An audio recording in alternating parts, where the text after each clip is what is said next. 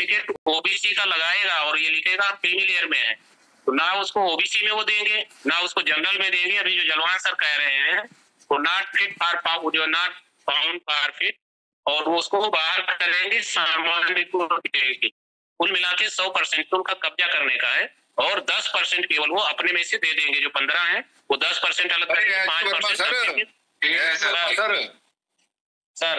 अरे भैया ये हम कब तक सुनेंगे कि वो ये दे देंगे, वो दे देंगे, ये कर देंगे, वो कर देंगे, वो ऐसा करेंगे, वो वैसा करेंगे। यार उनको क्यों खुदा बना के रखते हो सर पे? ये संख्या कितनी ज्यादा है? या आप अपने जो वक्तव्य है, अपनी जो भाषा है, अपनी जो बातचीत है, कम से कम उसमें तो लोगों को डिमोनाइज करना बंद करो भाई। ये वो करके खुदा बना दिया लोगों ने। तो जुड़ने नहीं, उनको हम नहीं कह रहे हैं सर, हम अपने आप को ही कह रहे हैं जुड़ने अपने आप को कह रहे हो। आप मेरे को ये बताओ कि उसके अंदर, लखनऊ के अंदर जो सारे हमारे लोग हैं, अगर वो सीधी जबान से नहीं सुनते हैं तो उनको कोसता कौन है? उनको कौन कहला करके कहता है कि तुम्हारी वजह से मर रहे हैं हम लोग? ये इतने सारे जो संगठन है, बात सही कह रहे हैं। कौन सा आदमी कहता है? कौन सा गाली बकता है?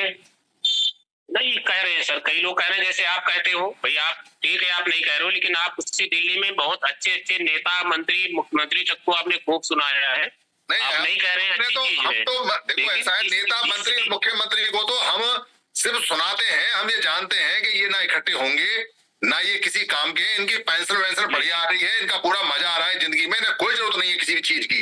वो किसी भी हालत, वो ऊपर जा चुके हैं, वो अपर कास्ट में जा चुके हैं, वो अपर स्टैंडर्ड में जा चुके हैं, बेसिकली वो क्रीमिलियर हो चुके हैं। उन्हें कोई आवश्यकता नहीं है हमारी, उनकी तो हमें समझ में आता है। पर भाई हम तो अपने लोगों से कह रहे हैं कि हमारी जो समस्या है वो अपने लोग हैं।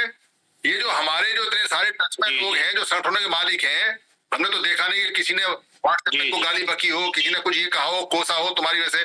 आज सारे के सारे लोग जितने भी हैं वो ये कह रहे हैं जी कोर्ट ने ऐसा कर दिया, फलाने ने ऐसा कर दिया, मंत्रियों ने ऐसा कर दिया, सरकार ने ऐसा कर दिया। भाई तुम उनको कोस के अपने को क्यों बचाते हो? हमने तो नहीं देखा कि सरदारों के साथ में कुछ हो गया, हमने तो नहीं देखा जाटों के साथ कुछ हो गया हो, हमने तो नहीं देखा कि मुसलमानों के साथ कुछ हो गया हो। ये तुम्हारे साथ ही क्यों होता है ऐसा कैसा? क्योंकि तुम अलग अलग रहते हो, संग नहीं है। हाँ यस सर, हम लोग यूनाइट नहीं है, एक साथ नहीं है सर। जब संग में हमको पता है तो हमको सारे काम छोड़ के सबसे पहले क्या लो डंडा पड़ के ना अपने लोगों को सीधा लाइन में आओ। सर आओ प्रकाश सिंह सर, आओ प्रकाश सिंह सर, आइए सर। प्रकाश सिंह सर, हमें अपने ना भोले वाले लोगों बड़ा वो आता है, दया सी आती है। अभी पुरानी कहावतें हम भूल जाते हैं, अंधा बांटे रेवड़ी घूम फिर के अपने को दे। जब अंधा तक आदमी जो है वो अपने को पहचानता है तो हम या तो आंखों के अंधे हैं। हम जो है अभी बाबा साहब की मूर्ति हटा दी, हम एजिटेशन पे जाने लगे, विज्ञापन देने जाने लगे, और ये काम 74 साल से कर रहे हैं। अभी जो वास्तविकता है, ये वर्ल्ड इनइक्वालिटी लैब की रिपोर्ट है पेरिस की 2012 की। SC ST OBC का जो भारत के धन में हिस्सेदारी 13% थी, 12 में 13% SC ST OBC की। उसी में से अगर हम SC ST की भारत के धन में हिस्सेदारी की बात करें तो 1.8% 2012 में, और 2022 में बढ़ के हुई 2.3%। जहां 33 से 35% जनसंख्या है, वहां और सबको मिला दे 85-90% जनसंख्या में 13% हिस्सेदारी, और अगर 35% की बात करें उसमें 2.3% हिस्सेदारी, और उसके बाद हमें बताया जा रहा है हम क्रीमी लेयर में आ गए। इससे बड़ी हास्यास्पद स्थिति इस देश या दुनिया में हो नहीं सकती, लेकिन हो क्यों रही है? जैसा वो बताते वैसा मान लेते हैं। मजे की बात यह है कि वो जो भी बोलते हैं हमारे पूरा दिन उसमें डिबेट में लगता है। 1 तारीख से अब तक लगातार ये डिबेट हो रही है कि इसके लिए सारे हमारे जितने भी इंटेलेक्चुअल लोग हैं वो डिबेट कर रहे हैं, बात कर रहे हैं, इकट्ठा होना चाहिए, लेकिन इकट्ठा होंगे नहीं बिल्कुल भी, क्योंकि इकट्ठा करना और होना दोनों बातों में, दोनों में अंतर है। जब आप इकट्ठा होंगे तो आपका अपना जो भी वजूद बनाया है आपने, जो अपने दिमाग में अहम वहम, पैसा, प्रतिष्ठा, मंचमाला इकट्ठा की है, वो आपको नॉर्मल लाना पड़ेगा, क्योंकि इकट्ठा होने वाले तो आपको स्पेशल नहीं समझेंगे ना। तो ये तो अपने आप में काम घर फूंक के तमाशा देखने वाला है। अगर आपके पास समस्या का समाधान हमारे महापुरुषों ने ना दिया होता तो मान लेते हम तो 74 साल से समाधान देख ही नहीं पा रहे, बस मंचों से भाषण दे रहे हैं। तो मंचों से भाषण देने की जरूरत नहीं है। यहाँ भी हमारे बहुत सारे सीधे साधे साथी कहते हैं साहब जो जहां ज्ञापन दे रहा जाके खड़े हो जाओ। अरे भाई 74 साल से खड़े हुआ क्या, 1 आध साल मत खड़े हो, इससे ज्यादा तो बिगड़ेगा नहीं कुछ। जहां खड़े हो ना, मन तैयार कर लो अपना, अपने परिवार में खड़े हो जाओ, बैठ जाओ, अपने हिस्से का काम कर लो। 1 आध साल, 1 साल भी अगर अपने हिस्से का काम कर लिया और हम जो है अपने परिवार में खड़े हो गए, अपने संघ में खड़े हो गए, अपने भाइयों को हमने पहचान लिया या हमें उन्होंने पहचान लिया, तो जो खाइयां बनाई गई या बनाई जा रही है उसके लिए दूसरे दोषी कम है, दोषी हम खुद हैं। और अपने दोष का निवारण तब करेंगे या आकलन कर लें हम जहां रहते हैं, जहां बैठते हैं, हम क्या कर रहे हैं उस जोड़ने के लिए, हम कितने लोगों को जोड़ने का अब तक प्रयास कर चुके हैं, हमें क्या क्या कठिनाई आई है।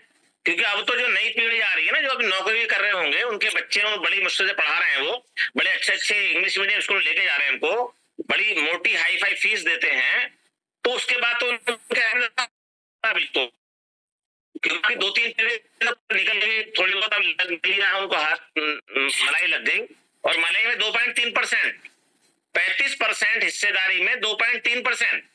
तो ये सारे सोचनीय प्रश्न हमारे सामने हैं। जब तक हम अपनी एनर्जी को अच्छे काम में नहीं लगाएंगे, वास्तव में जो बेईमान लोग हैं हमारे बीच के, उन्हें पहचानेंगे नहीं, उन्हें बताएंगे नहीं, उनका सामना नहीं करेंगे, तब तक हमारी बीमारी खत्म नहीं हो सकती।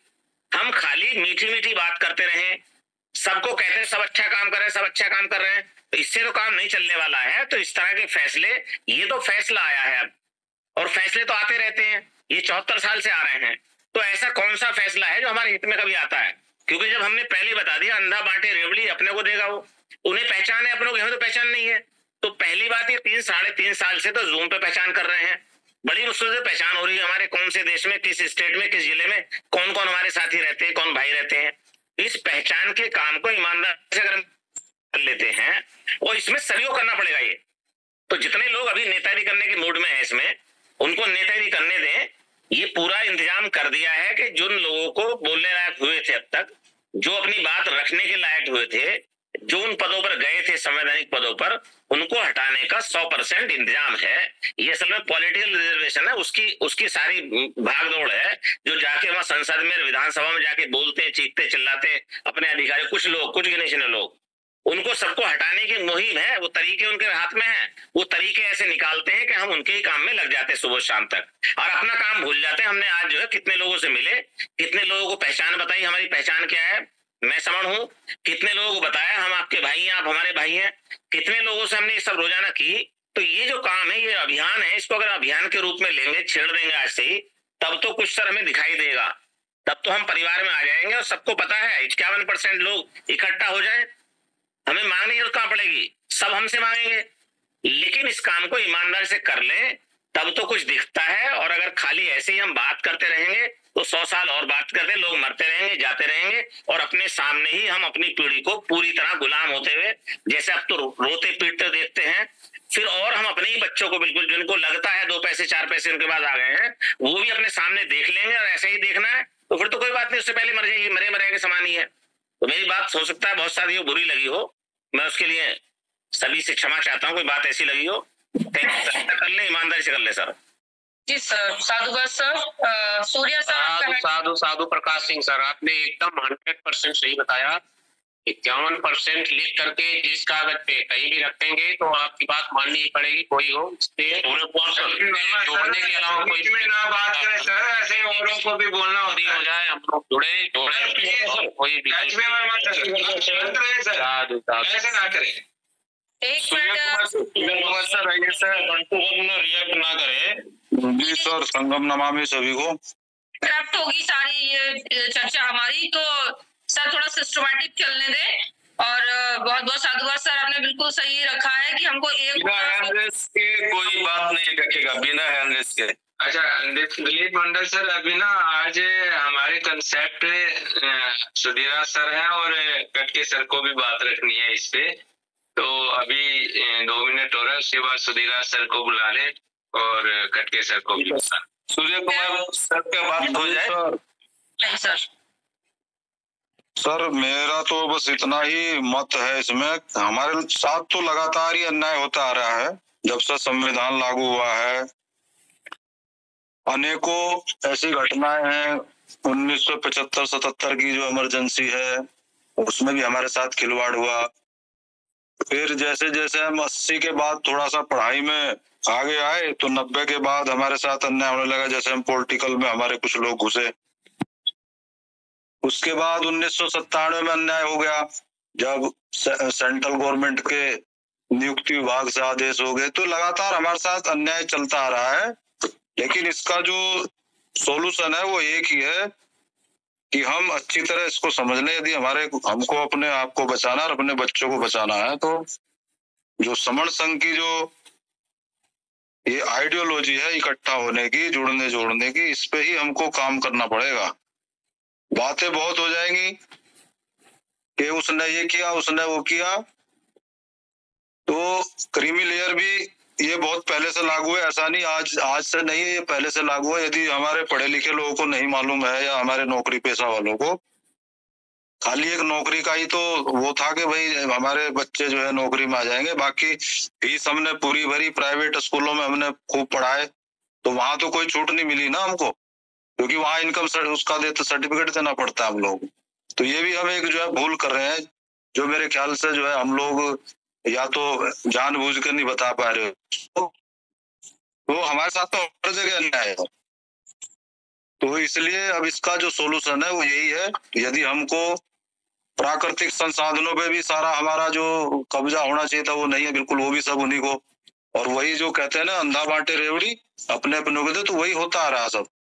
क्योंकि जहां हमको पहुंचना चाहिए था वहां हम पहुंच ही नहीं पाए, और जो पहुंचे भी तो वो जो है उनको किसी ना किसी उसमें जो है या तो वो उनको कुछ लालच दे दिया गया, मुंह बंद कर दिए गए उनके, या फिर उन पे कुछ इल्जाम लगा दिए गए। तो वो हमें वर्तमान में भी दिखाया जा रहा है और पूर्व में भी हुआ है।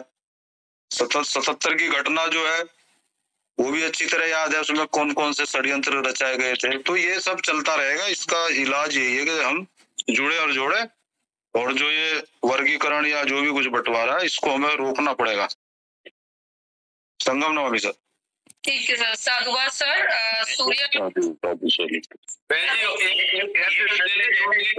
उसके बाद फिर संघ की बात लेनी है।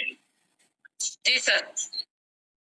सर हैंड रेज है, अनूप कुमार राय सर आए, अपनी वक्तव्य रखें। संगम नवमी सर। संगम नवमी भाई जी।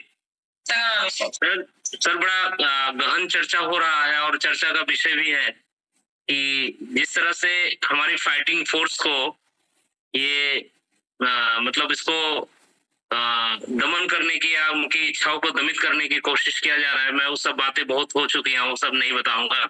सबसे बड़ी चीज है कि कांसीराम साहब कहते थे कि अत्याचार बढ़ेगा तो हम लोग शायद संगठित हो जाए या हमारी संघर्ष करने की शक्ति बढ़ जाएगी।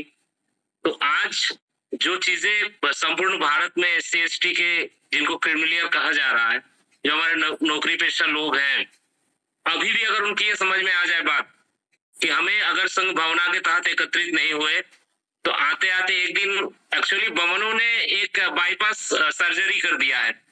बाईपास सर्जरी इस तरह से किया है कि वो जानते हैं कि डायरेक्टली अगर करेंगे हाँ तो कोर्ट के माध्यम से, कोर्ट को एक्यूज बना करके कि कोर्ट करेगा तो हमारे ऊपर इल्जाम नहीं आएंगे। सीधे सीधे एक बाईपास तरीके से जो है इसको हमारे ऊपर जो वो लोग उनकी इच्छा है, जो उनकी दमित इच्छा है, उसको मूर्त रूप दिया गया कोर्ट के माध्यम से कि कोर्ट जाएगी तो ये कहा जाएगा कि भाई ये तो संविधान के तहत हो रहा है, लॉ एंड ऑर्डर के तहत हो रहा है, इसमें हम क्या कर सकते हैं। कोई नेता अपने ऊपर ये इल्जाम लेना नहीं चाहता है कि हम SC ST के ऊपर किसी तरह की दबाव की राजनीति या दमन की राजनीति करना चाहते हैं। तो कोर्ट को माध्यम बनाया गया, इसलिए बनाया गया कि कोर्ट के अंदर तो बमन ही बैठे हुए हैं, वहाँ ना कोई SC के लोग हैं, ST के लोग हैं, ना PC के जज बैठे हुए हैं सुप्रीम कोर्ट में, हाई कोर्ट में। तो ये एक बाईपास सर्जरी किया गया है। और अभी भी अगर हमारे लोगों को ये समझ में आ जाए कि अगर हम एकत्रित नहीं हुए, हम इकट्ठा नहीं हुए, अगर हम संघ भावना के तहत जुड़े नहीं, संगठनों को तो हमने देख लिया, दिल्ली में बाबा साहब की मूर्ति को हटाया गया था, उसके बाद संगठन मिलकर के जो वहां आंदोलन हुआ उसने वहां पर हम लोगों ने अपनी कमजोरी को जाहिर कर दिया, और वो लोग समझ गए कि इनके ऊपर कुछ भी किया जा सकता है, ये एकत्रित नहीं है, ये संगठित नहीं है, ये संघ भावना के तहत नहीं है, तो इनके ऊपर कुछ भी हम करेंगे तो इसी तरह से 2 दिन चिल्लो पोकर के ये लोग शांत हो जाएंगे। और मुझे नहीं लगता आज हमारे समन संघ के तहत जो आज यहाँ आलोचना हो रहा है, जो विचार किया जा रहा है, हिंदुस्तान में और कोई संगठन ऐदर समन संघ इस तरह की कोई आलोचना भी कर रहा होगा जो 29 लाख संगठनों की बात हम करते हैं, मुझे नहीं लगता कि कहीं कोई जूम मीटिंग हो रही है, वो आपस में बैठ के घर में चाहे जो भी कुछ कर ले, लेकिन सामूहिक रूप से किसी तरह की चर्चा भी नहीं करे कि हम किस तरह से इस चीज से निकल सकते हैं। तो एक ही बात कहना कि अभी भी अगर उन लोगों को समझ में आ जाए और वो संगठित हो जाए, उस संघ के तहत आ जाए, संघ के झंडे के नीचे आ जाए और संघ भावनाओं को समझे, और हमारा काम बनता है जो हम लोग जितने भी स्पोक साथी है समन संघ के, इसको हम लोग अब अपनी थोड़ा सा त्याग करके, अपना समय निकल करके हम लोग एकदम जितना जल्दी हो सके सभी लोगों को बस पहुंचाए, उनको बताएं इन बमनों की साजिशों के बारे में, उनकी साजिशों को वहां जाकर खुलासा करें ताकि समझे वो लोग और हमारे साथ में आए। बस एक ही रास्ता है, सारे लोग एक ही बात करते हैं कि हम लोग संगठित हो जाएंगे तो सारी समस्याओं का समाधान हो जाएगा, इसमें कोई शक नहीं। अगर कोई गलती हुआ हो तो क्षमा करें। संगम नमामि, संगम नमामि, संगम नमामि।